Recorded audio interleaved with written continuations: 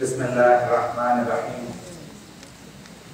الحمد لله رب العالمين الرحمن الرحيم مالك يوم الدين والعاقبة للمتقين ولا عدوان إلا على الظالمين والصلاة والسلام على أشرف الأنبياء والمرسلين سيدنا محمد سيد الأولين والآخرين وحبيب رب العالمين من أرسله ربه رحمة للعالمين ومن هو شفيع المذنبين يوم الدين وعلى آله وصحبه الطيبين الطاهرين.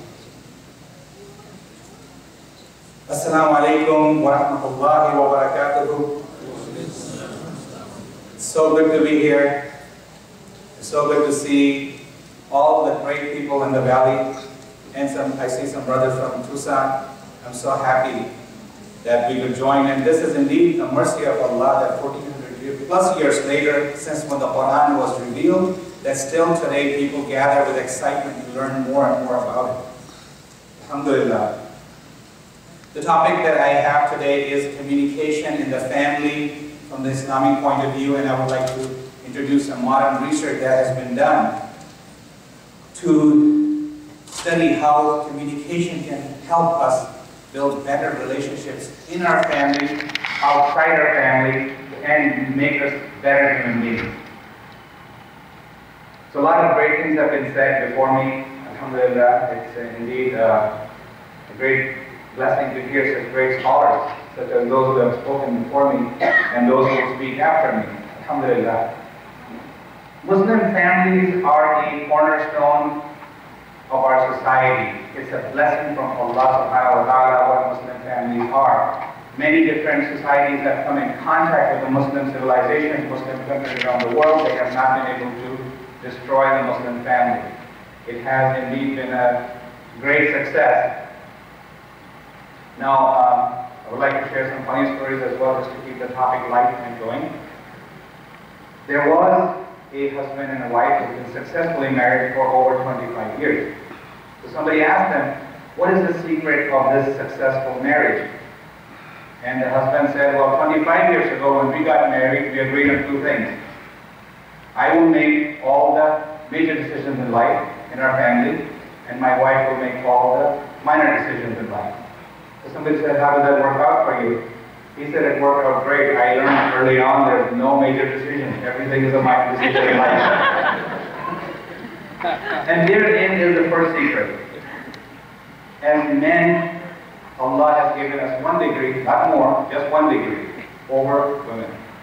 And that is balanced by additional responsibility that we have. So in this humorous story, there is a lesson that when we are in a position of authority or even 1 degree, that we must share that.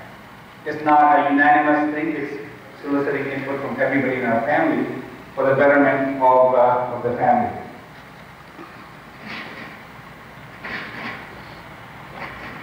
Surah Al-Rahman was mentioned before. It is a favorite surah. Many people memorize it by heart. And Dr. Irfan talked about earlier how the surahs have central themes. And the central theme of this surah is Ar-Rahman, from mercy. And Ar-Rahman is an exaggerated mercy, not just mercy, but immense mercy. Imagine the most amount of mercy. That is what the surah talks about, and then it gives some enumerations of what that great mercy is in our lives, what Allah has bestowed upon us. And the early example of mercy that we experience as human beings is the mercy, the love, the affection of our mothers. And even there's a hadith where Rasulullah sallallahu alayhi wa sallam said that Allah said, Ana Rahman, I am the most merciful, the most merciful. وَهِيَ رَحْمٌ شَقَقْتُ لَهَا مِنْ إِسْمِي. And that the word for the womb, I created from my own name. And if you think about it, a mother goes through so much inconvenience for 9 months. She carries a baby in her womb. The womb expands and grows, warning sicknesses. It's difficult to be caring for yourself and be responsible for another. Yet our mothers do it, and this is the first example of mercy.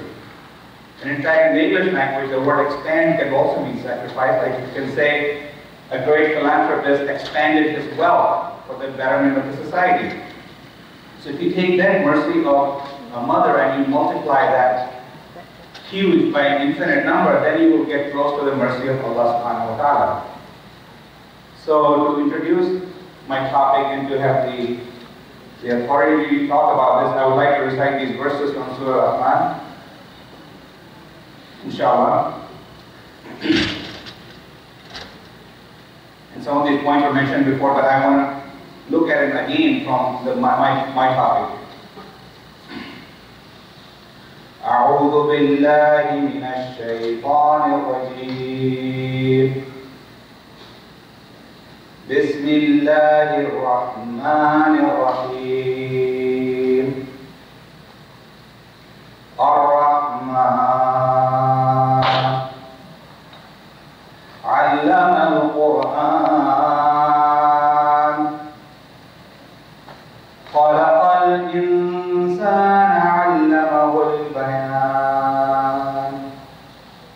الشمس والقمر بحسبان والنجم والشجر يسجدان والسماء رفعها ووضع الميزان ألا تطغوا في الميزان وأقيموا الوزن بالقسط ولا تخسروا الميزان والأرض وضعها للأنام فيها فاكهة والنخل ذات الأكمام والحب ذو العصف والريحان فبأي آلاء ربكما تكذبان آمنت بالله وصدق الله العظيم. So in this surah, some of the great mercies that Allah has bestowed upon His immense mercy are mentioned. The first one mentioned is the Quran, the creation of man, and then the bayan, as Shaykh Muharram defined bayan, is the ability to articulate, clearly articulate. And that is such a huge thing that we must think about this. If we can articulate something in our life, that is the first step in achieving it. If you cannot even say it, you can never achieve it. And so we must have specific articulations on what we want. This is where the dua comes into place. So the translation of the surah is, in the name of God, the most gracious, the most merciful, the Rahman, the all-merciful Allah, has taught the Quran. He has created man. He has taught him how to express himself. The sun and the moon are bound by a fixed calculation. And the vine and the tree both prostrate to Allah. He raised the sky high and has placed a scale so that you should not be wrongful in weighing. Observe the correct weight with fairness and do not make weighing deficient. As for the earth, He has placed it for creatures in which there are fruits and date palms having sheaths, and the grain having chaff and fragrant flowers. So, O mankind and jinn, which of the bounties of your Lord will you deny? So, one of the reasons why the human civilizations have progressively gotten better and better and better is because of this bayan. The man, hundreds of years ago, thousands of years ago, was living in mud huts and in caves, is now living in high-rise buildings.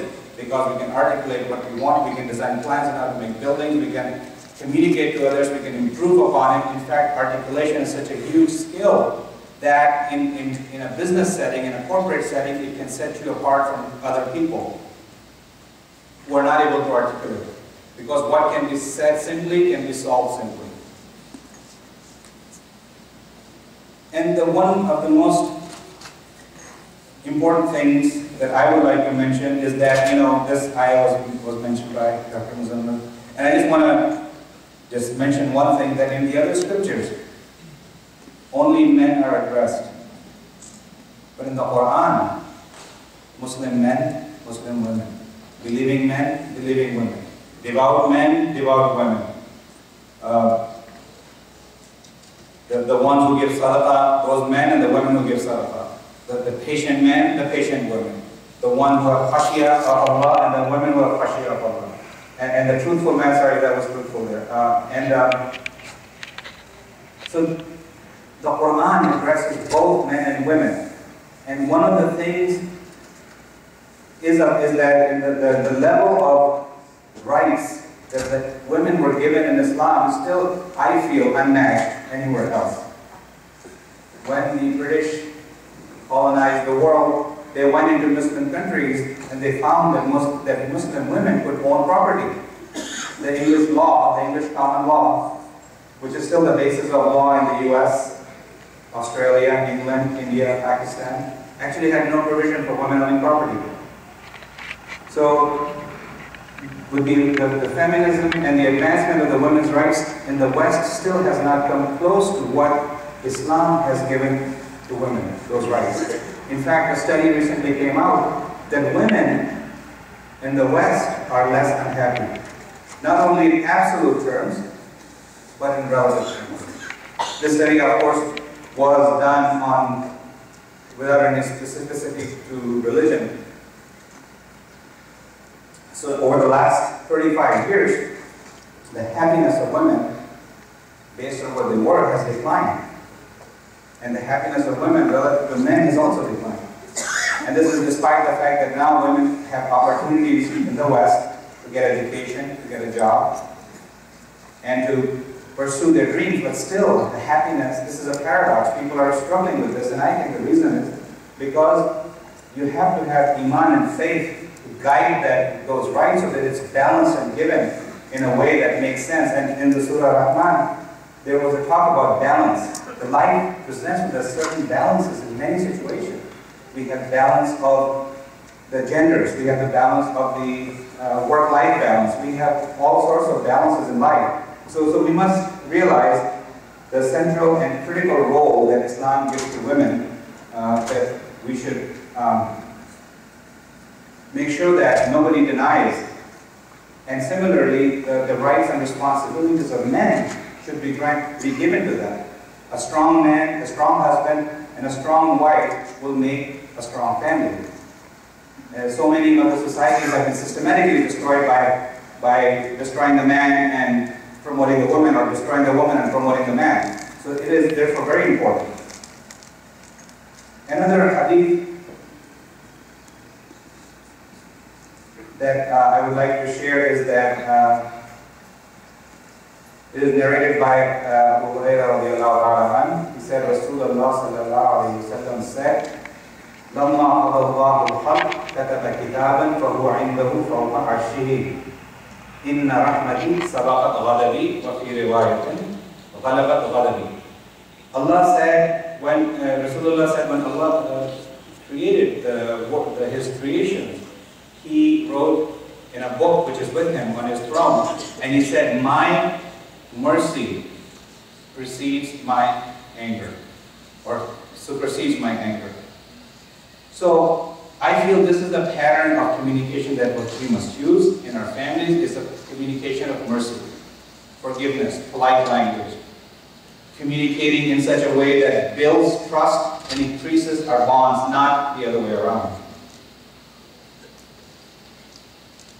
So 4 timeless principles from the Quran and Hadith. We must be accountable for what we communicate. That bayan that Allah has given us out of His mercy, we must use it with responsibility. In Surah Al-Hajj, ayah number 18, not a word does he or she utter, but there is a watcher by him ready to record it. So whatever we say, however we want to portray it, but actually it is being recorded. So we must be responsible in our communication, use words accordingly, and use it to build our strength, to strengthen our families, not the other way around. Truthful communication. There's a hadith. These are basic principles, and I will go into more advanced. These are basic, but they're so important that they're worth repeating. There's a hadith that Rasulullah sallallahu alaihi wasallam said, "Inna sidqa yahdi ila al-birr, wa inna al-birra yahdi ila al-jannah, wa inna rajulun yasdaq hatta yaktaba sadiqah." وَإِنَّ الْكِذْبَ يَهْدِي إِلَى الْفُجُورِ وَإِنَّ الْفُجُورَ يَهْدِي إِلَى النَّارِ. Truth leads one to virtue, and virtue leads one to paradise. And the person tells the truth until he is recorded as a truthful person.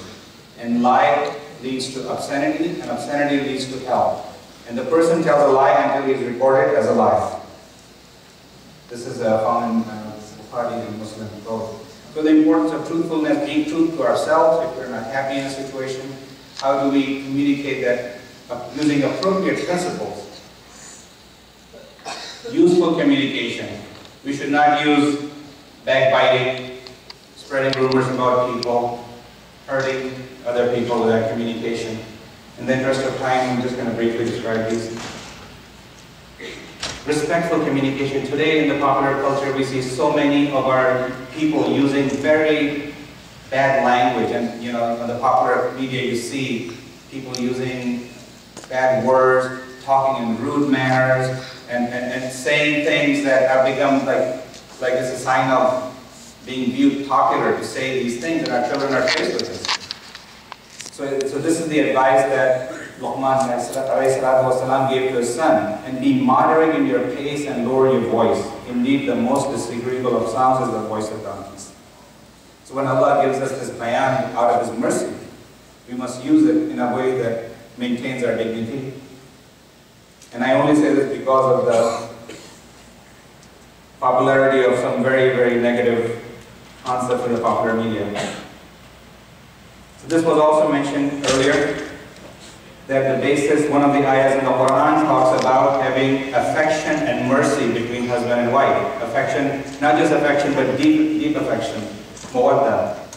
Even before Islamic times, there were levels of love that were described by the Arabs. 10 different levels, you know, how you go from irada all the way up to like basically enslaving yourself to somebody in love. So this was understood that mawadda is like somewhere in there in the middle. It's a very deep way of loving someone with a desire to help each other.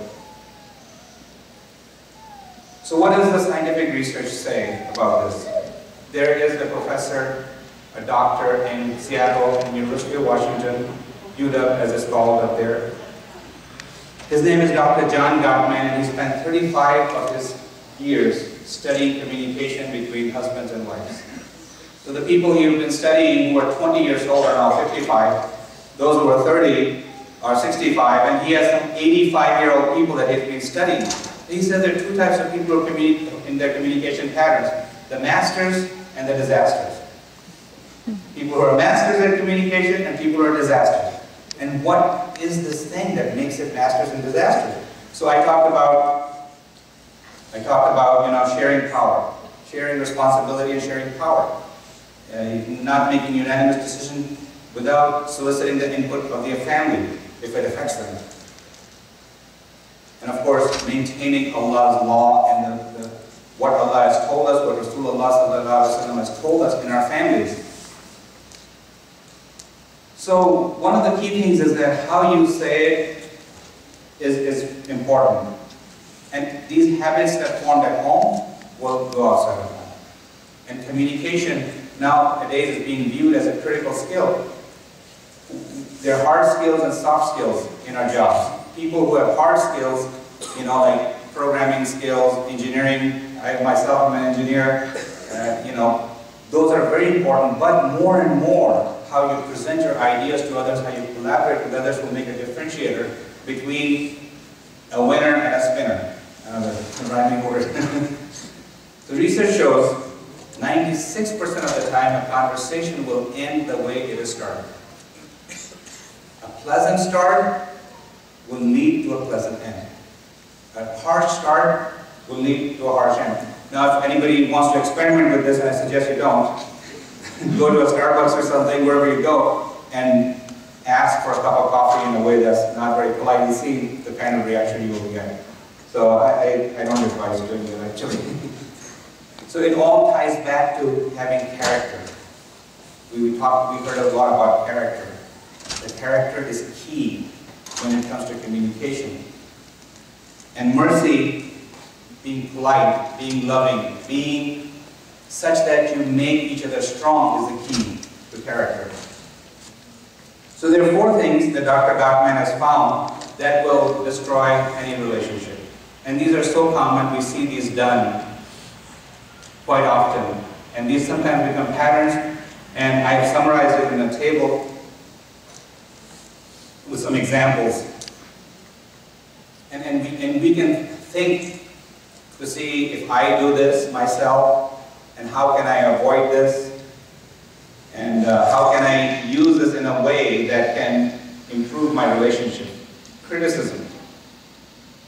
It's okay to complain. There's nothing wrong with complaining, but not criticizing. Criticizing is when a person attacks another person, personality or character.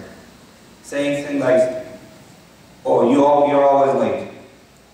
You know, instead of saying that today you came late, you're always late. Or you never have dinner with us. Or you're the type of person, you know, you can fill in the blank. These kind of sentences are actually, so we should be careful not to criticize a person's character or their personality. Instead, voice the issue that is of concern, but we must voice it with the intention to make the situation better. Contempt. This is the most horrible thing. Contempt will destroy any relationship. Attacking someone's sense of self.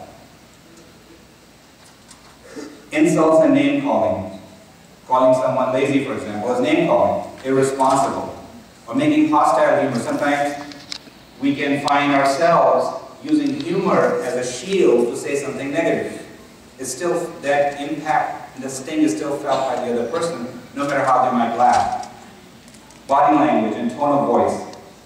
Research has shown 93% of the meaning that is communicated by ourselves is actually contained in our nonverbal communication. So very important to choose your words correctly, and feeling good inside will make it come good on the outside. Defensive. Seeing self as a victim. For example, it's not my fault. I didn't. Cross-complaining. Meeting complaint or criticism with a complaint of your own. For example, somebody might say, I did this because you always do that. Or the two wrongs don't make a right. Yet these are simple things, and we can do a check on ourselves to see if we do these things, and then maybe they find a better way. Disagreeing and then cross-complaining. That's not true. You're the one who, for example, I did this because you did that. Yes, but. A lot of times we'll agree with you only to say but and disagree. Yeah, I will pick up the bread from the grocery store, but. Well, then, why would you say yes if you're going to say but is what experts tell us. Repeating yourself without paying attention to what the other person is saying. Children do this, but it seems like some adults can do this also, so we should watch out for this. Whining, for example, saying it's not fair. Again, you know, all the intention behind these things are felt by people. Stonewalling is the fourth one. Some people have the ability to withdraw, remove themselves from a relationship. By being silent, by using monosyllabic mutterings like, how are you? Did you have dinner? Did you like the dinner? So, you know, communicate. Communication is the glue that builds strong relationships. Changing the subject. For example, somebody might be asked something and they change the subject to avoid. In a close relationship like we have in a marriage, it's better to deal with the subject and treat the issue at hand versus continuing to ignore it. So how to do it right? As I mentioned before, mercy, character, with an intention to improve our relationship is the key. When we specific complaint, we should use this pattern. When X happens, I feel Y and I want Z. For example, a spouse might say to another spouse, when you come late home from work, I feel lonely and I want to have dinner with the whole family together. Now all of a sudden the person hearing it will understand what that complaint was. And they might say, you know what, I'll come home, but after dinner I'll have to work another hour. So you can find a middle ground by just actually voicing the concern. Speaking the unarguable truth. It takes courage to speak the truth. The situations that are bothering us, it takes a courage to question reality. And we must question reality in a polite way with an intention to improve the situation. Validate your partner. This is called active listening. You know, the most important thing about communication is listening. And by listening to a person, you can actually make them feel heard, and that solves a lot of problems. Now, the research has shown that when women speak, that releases oxytocin in their body, which actually relaxes them and reduces stress. So sometimes it's okay for husbands to listen to their wives or to daughters or the family members. Shift to appreciation. Appreciation is a key. Appreciation goes such a long way. Another funny story. There's a man who was in a gathering, perhaps not too different from this, and he heard about the importance of appreciating the wife. You know how we should appreciate the wife. So he goes home, all charged, he's like, I'm going to go home and tell my wife how good she is. So when she gets home, she has dinner for him, and he has dinner, and he says, honey, this dinner is so delicious. He's like, what? He's like, yeah, this is really good. She's like, I've been cooking for you for 20 years, and today the neighbor sent the food and you think it's delicious.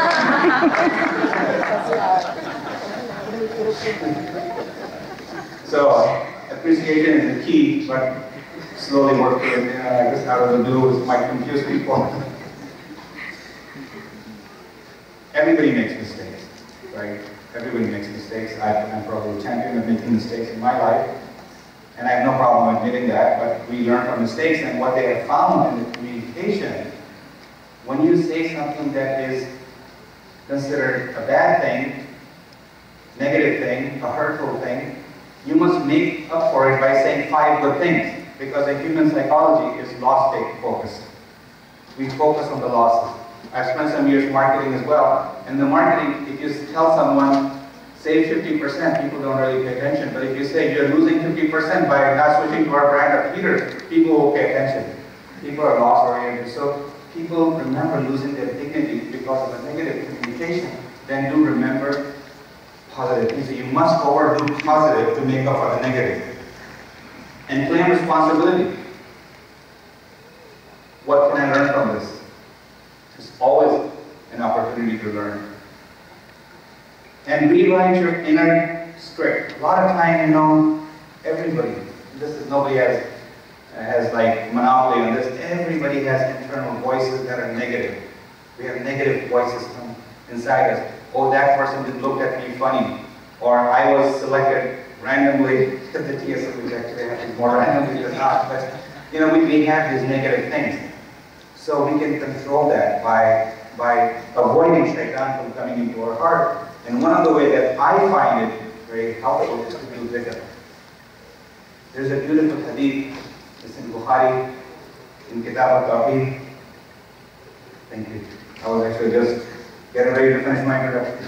Got 5 minutes. No, inshallah.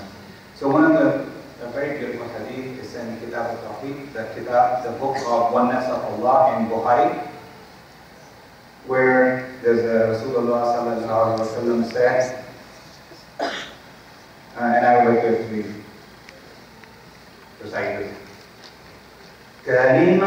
كلمتان حبيبتان إلى الرحمن خفيفتان على اللسان ثقيلتان في الميزان سبحان الله وبحمده سبحان الله العظيم. I really like this. It says 2 words, both beloved to the most merciful Allah. They're both of them light on the tongue, and both of them heavy on the scales. And they are Subhanallah wa bihamdi, glory to Allah, the most merciful. The glory to Allah with all the praise. And Subhanallah al-Azim, glory to Allah the Almighty. So we can use this to control the negative thoughts in ourselves and replace it with something that will actually earn us ajr. Because our thoughts My brothers and sisters, our thoughts become our words. It's a known fact. What we think will ultimately come out. And our words will become our habits. And our habits can change our destiny, where we are going to end up. Maybe we were owed a promotion in life, and by that negative thing we miss it. And who here does not want to earn a place in Jannah by obeying Allah subhanahu wa ta'ala and by following this great book of Allah subhanahu wa ta'ala? And practicing getting undefended, sometimes we have to hear out our partners fully before being defensive, or just trying to understand what it is they're saying. Maybe they are saying in a way that one of the methods that I described here, but we should still practice mercy, give them benefit of the doubt and try to understand. And in the end, hadith of Rasulullah sallallahu alayhi wa sallam, أَكْمَلُ الْمُؤْمِنِينَ إِيمَانًا أَحْسَنَهُمْ خُلُقًا. The more complete a believer's faith is, the better his character. So where there is iman in the heart, there will be beauty of character. And when there is beauty of character, there will be love and strength in the family. And when there is love and strength in the family, there will be order in the nation. There will be order in the ummah. And when there is order in the ummah, as the Quran says, we have been made the middle nation so that others can witness us. People can witness us and learn from us. Dr. Muzammil Siddiqui talked about the loss that the world has suffered because of Muslims not doing what Muslims are supposed to do. So many places in the world are better off today because they came in contact with Islam.